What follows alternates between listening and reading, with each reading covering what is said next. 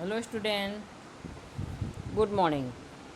We will start new chapter Political Science chapter 14 Democracy in Independent India and the Working of Political Institutions. स्वतंत्र भारत में लोकतंत्र और राजनीतिक संस्थाओं की कार्यप्रणाली है ना। अंग्रेज़ों के जाने के बाद हमारे मन में एक सवाल उठा था कि हमारे देश का संविधान कैसा होगा, किन किन हिसाब से ढांचे तैयार किए जाएंगे, उनका आपस में संबंध क्या रहेगा, वे क्या क्या कार्य करेंगे, है ना। इसने पिछले लेसन में हमने ये सब पढ़ा था। We learned in the previous chapter about the different institution to governor and administer the country that have been described in the Indian constitutions. What function do these institutions perform and what is their relationship to each other? In this chapter, we shall try and understand how democratic politics developed in India at the ground level after independence. How was the economics and foreign policy of the country formulated and how was it executed? What were the aspirants and needed of people living in different regions of India?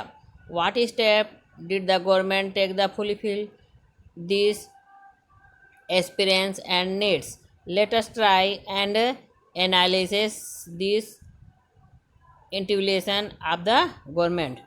तो सरकारों ने इन्हें पूरा करने के लिए क्या क्या प्रयास किया, है ना। हमारे देश की आर्थिक नीति, विदेश नीति किस तरह बनाया गया, किस तरह चलाया जाएगा, देश के विभिन्न हिस्से के लोगों की आवश्यकता है, आकांक्षा क्या रही है, आपस में सब देशों का संबंध कैसा रहेगा, ये सब हमने ज़मीनी स्तर पर पढ़ा था। अब उसको एक एक करके हम व्याख्या करते जाएंगे। संविधान में इसका उल्लेख हुआ, फिर कैसे कैसे नियम बने उसको बताएंगे। The Indian constitution sought to achieve several objectives simultaneously. They included making democracy effective and vibrant, bringing political unity to the country. संविधान में एक साथ कई लक्ष्यों को पूरा करने के लिए प्रयास किया गया। इन लक्ष्यों में लोकतंत्र को क्रियाशील व जीवंत बनाना, क्योंकि हमारा देश लोकतंत्र था, है ना। लोकतंत्र की स्थापना करेंगे ऐसा लोगों के मन में था। तो लोकतंत्र को जीवंत बनाना, एक्टिव बनाना, क्रियाशील बनाना, देश का राजनीतिक रूप में एकीकरण करना और बड़े पैमाने पर ऐसे ढांचों को निर्मित व मजबूत बनाना था, है ना, जिनके द्वारा आवश्यक सामाजिक और आर्थिक बदलाव सुनिश्चित किया गया। उसमें क्या क्या बदलाव कर सकते हैं? Economic and social change. The challenge before the newly independent country was to develop these institutions and systems and ensure they worked effectively and rapidly. इन लक्ष्यों की प्राप्ति के लिए समुचित ढांचों को बहुत कम समय में आकार देकर उन्हें क्रियाशील बनाना नौ स्वतंत्र देश के लिए चुनौती भरा काम था, है ना। अंग्रेज़ों के जाने के बाद देश को कैसे चलाना, ये सब ढांचों को कम समय में आकार दिया गया। After independence, while also working within a democratic framework to bring about economics and social changes, we shall try to understand the democratic system that was introduced and developed in India after the independence from the following event. अपितु और स्वतंत्रता प्राप्ति के बाद भारत के लोगों को यह साबित भी करना था कि वे अपनी एकता और अखंडता को बनाकर रखते हुए न केवल लोकतांत्रिक ढंग से काम कर सकते हैं, अपितु देश में व्यापारिक, आर्थिक और सामाजिक बदलाव भी ला सकते हैं। तो पूरा विदेशों के सामने इनको अपना एक पेश करना था भारतीयों को, क्योंकि बहुत दिनों के बाद हमें आज़ादी मिली थी, तो हम नए स्वतंत्र थे, है ना। तो एकता और अखंडता को भी बनाए रखना था। एकता, हमारे में एकता और अखंडता नहीं थी, तभी हमारे देश में अंग्रेज़ों ने शासन किया था। तो उसको बनाए रखते हुए लोकतांत्रिक ढंग से काम करते हुए अपन देश में कैसे आर्थिक सामाजिक बदलाव ला सकते हैं, ये प्रस्तुत करना हमारे एक महत्वपूर्ण भूमिका लाना था एक प्रकार से। अब हम भारत की लोकतांत्रिक व्यवस्था को समझने के लिए निम्नलिखित घटनाओं का विश्लेषण करेंगे। यहाँ एक एक बार सब बताया जाएगा, आपको बारी बारी से एक्सप्लेन करते जाऊंगी। ओके। जहाँ डेमोक्रेसी शासन रहता है वहाँ चुनाव का बहुत अधिक महत्वपूर्ण स्थान होता है, क्योंकि चुनाव पद्धति से ही हम प्रधानमंत्री मंत्रियों का चुनाव करते हैं। तो हमारे देश में फर्स्ट चुनाव कब हुआ था? फर्स्ट इलेक्शन 1952 में। ओके।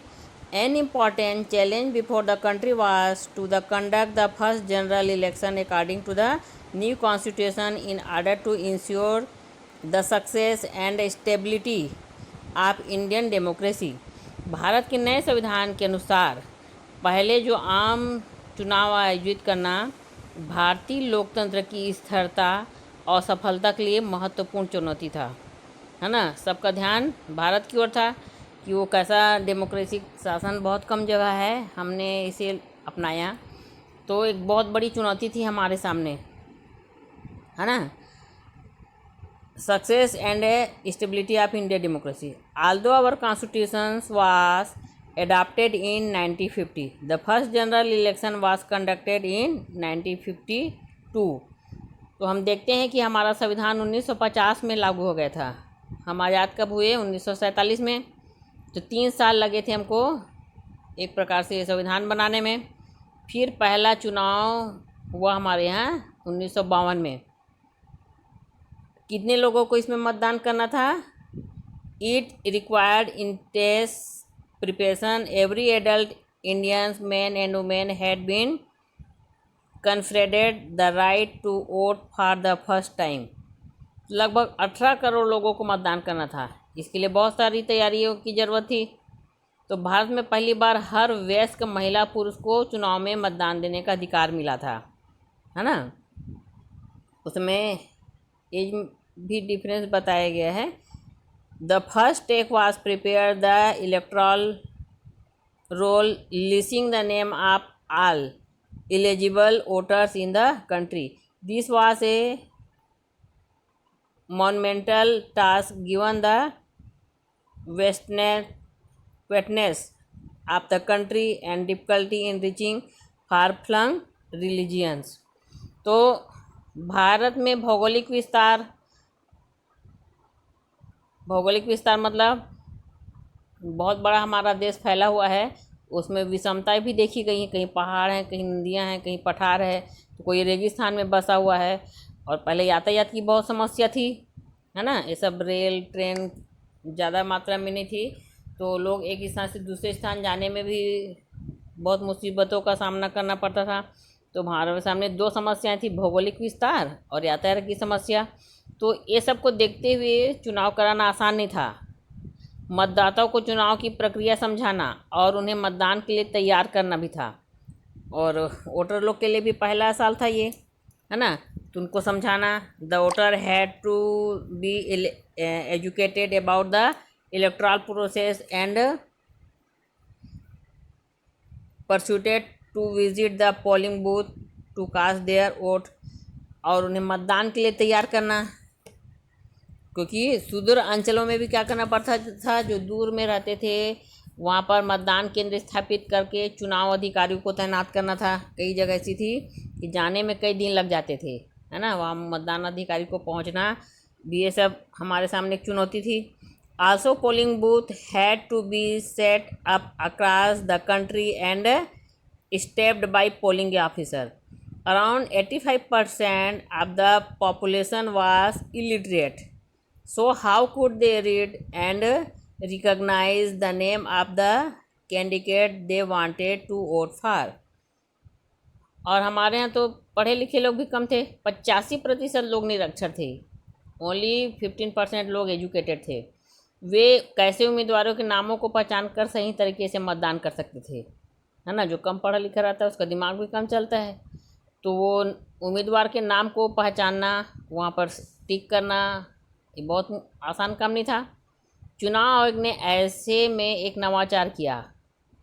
उन्होंने क्या दिमाग लगाया चुनाव आयोग ने, कि मतपत्र में उम्मीदवारों को अलग अलग चिन्हों के द्वारा दिखाया गया, है ना। तो भाजपा जनता पार्टी मतलब अभी भी जो पढ़े लिखे लोग नहीं हैं, कमल बोलने से जान जाते हैं, हाथ बोलने से कांग्रेस को समझ जाते हैं। वैसे ही फिर एक दिमाग लगाया गया कि चिन्हों के द्वारा मतदान दिया जाएगा, वोट डालेंगे, है ना। प्रत्येक उम्मीदवार के लिए अलग अलग बक्सा रखा गया और मतदाता को अपनी पसंद के उम्मीदवार का वोट उसी उम्मीदवार के लिए निर्धारित बक्से में डालना था। अब तो एक मशीन आती है, उसमें आपको दबाना पड़ता है ना, विजिल बजेगी, फिर आप पता चल जाएगा आपको कौन से दबाना है। पहले मतदान पेटी आता था, उसमें डालना पड़ता था। अब पहला आम चुनाव, खास बातें। First general election, some important fact. The system of universal adult franchise was being used for the first time in the country to give all citizens the opportunity to vote. पहली बार वयस्क मताधिकार प्रणाली का इस्तेमाल करके देश के सभी नागरिकों को वोट देने का मौका मिला। ये सब नई चीज़ थी उन लोगों के लिए। Second, the government set up polling booth in far flung rural areas to enable people to cast their vote. सरकार ने सुदूर ग्रामीण क्षेत्रों तक मतदान केंद्रों की व्यवस्था की थी। अभी भी पहाड़ों में, जंगल में जो रहते हैं, वोट डालने नहीं आ पाते, तो वहाँ पे मतदान केंद्र बनाया जाता है ताकि वो वहीं पे मत दे सके, अपना वोट डाल सके, है ना। The election to the legislative assembly of all the state were held. इसमें तीसरा नंबर में बता रहा है कि सारे राज्यों की विधानसभा के चुनाव भी लोकसभा के साथ ही संपन्न हुए। तो अभी बारी बारी से होता है, लोकसभा चुनाव होता है, उसके बाद विधानसभा होता है। उस समय ऐसा नहीं था, दोनों को एक साथ किया गया, लोकसभा चुनाव और विधानसभा चुनाव को, है ना। A total of 17 crore voter were registered for the election. 85% of them illiterate. तो इसमें कुल 17 करोड़ मतदाता पंजीकृत किए गए, जिसमें 85% निरक्षर थे। Around 2,24,000 polling booth were set up. तो इतने पोलिंग बूथ बने थे, पूरा ऑल इंडिया में एक साथ हुआ था। करीब प्रत्येक 1,000 व्यक्तियों पर एक मतदान केंद्र बनाया गया था।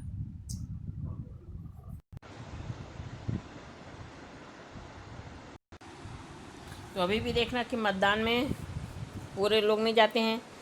महिलाओं की संख्या तो कम रहती है, अभी भी कम थी, पहले भी कम थी, अब उल्टा हो रहा है, महिलाओं की संख्या ज़्यादा हो रही है, पुरुषों की संख्या कम हो रही है। तो मतदाता सूची में फर्स्ट इलेक्शन में 46% लोगों ने वोट डाला था। महिला मतदाताओं में ओनली 40%।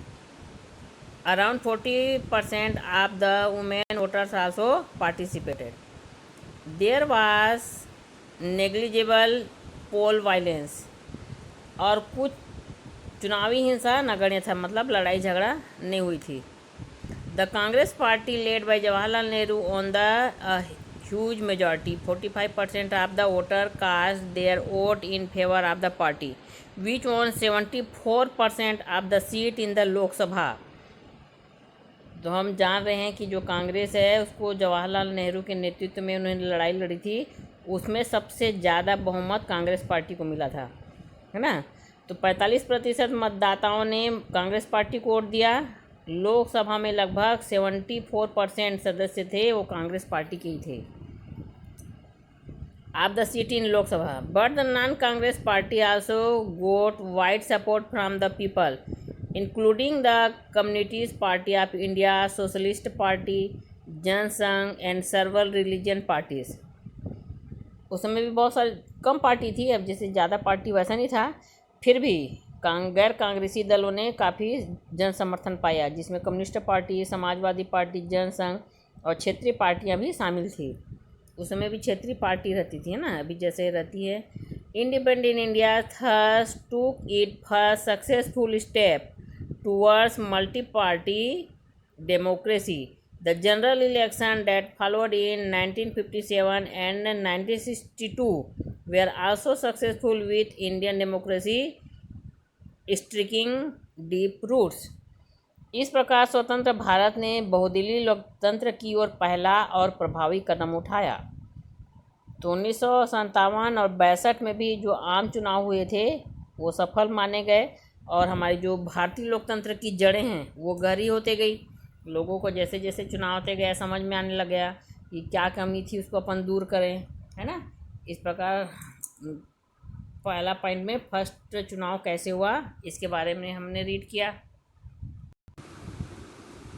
अब इसमें हमने देखा कि सिर्फ कांग्रेस को ही वोट मिला, है ना। Dominance of a single party, एक दल का वर्चस्व।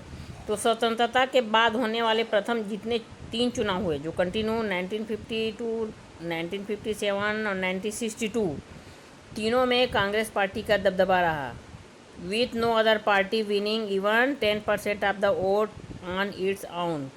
कोई भी पार्टी अकेले 10% से ज़्यादा वोट प्राप्त नहीं कर सकी। The Congress won over 70% of the seat in the Lok Sabha in this election, even thought it won only around 45% of the total vote cast. तो लगातार कांग्रेस ने 70% से ज़्यादा सीटें जीती, जबकि उन्होंने 45% मत हासिल किए थे। कांग्रेस ने देश के अधिकतर राज्यों में अपनी ही सरकार बनाई, है ना। अभी जैसे जो भारतीय जनता पार्टी बना रही है उस समय कांग्रेस पार्टी का ही पूरा शासन था। इस दौरान केंद्र और ज़्यादातर राज्यों में एक ही दल का शासन रहा, लेकिन इस दल में लगभग सभी प्रमुख राजनीतिक विचारधाराओं के लोग शामिल थे, है ना। सबके अलग अलग विचार थे, ऐसे लोग शामिल थे। But Aldous only a single party rule at the centre and most of state, other political ideology also flourished. Even within the Congress party there were many different stream of thought, with the conflict between this different group only helping to strengthen inner party democracy. लेकिन इस दल में सभी प्रमुख राजनीतिक विचारधाराओं के लोग थे। एक दल के दबदबे वाली इन परिस्थितियों में बड़ा राजनीतिक मुकाबला कांग्रेस के अपने भीतर गुटों के बीच होता था, जिससे पार्टी के भीतर लोकतांत्रिक प्रक्रियाओं को मजबूती मिली। तो other parties could not challenge the dominance of the Congress party. They helped establish a healthy tradition of democratic politics by the contesting the polls. Their influence kept growing, and within a few decades, they began to pose a serious challenge to Congress dominance. पर दूसरे जो राजनीतिक दल चुनाव तो लड़ते थे, लेकिन कांग्रेस को लेखनी चुनौती नहीं दे पाते थे, क्योंकि पूरा समर्थन भारतीयों का कांग्रेस की ओर था, तो बाकी को आगे बढ़ने का मौका ही नहीं मिल रहा था। इसके बावजूद वे विपक्षी दल होने के नाते लोकतांत्रिक राजनीति की प्रक्रियाओं को स्थापित किया। तो एक जो जीता हुआ पार्टी रहता है, दूसरा अपोजिट पार्टी, है ना। क्योंकि अपोजिट पार्टी का भी क्या काम है, अगर सरकार कुछ गलत निर्णय लेती है तो उसका वो विरोध करती है ना। तो वो भी देश के लिए काम करने के लिए अपना योगदान निभाते हैं। तो जो अदर पार्टी था वो विपक्षी दल के रूप में खड़े हुए थे। तो धीरे धीरे दूसरे राजनीतिक दलों ने भी अपने आप को मजबूत करना शुरू कर दिया। तो कुछ दशकों में ही कांग्रेस को उन्होंने कड़ी टक्कर देने लगे। अदर पार्टी में भी अच्छे लोग होते हैं, है ना, तो वो भी धीरे धीरे आने लगे, लोग उनको जानने लगे, उनको भी अब जो जनता है वोट देने लग गई थी।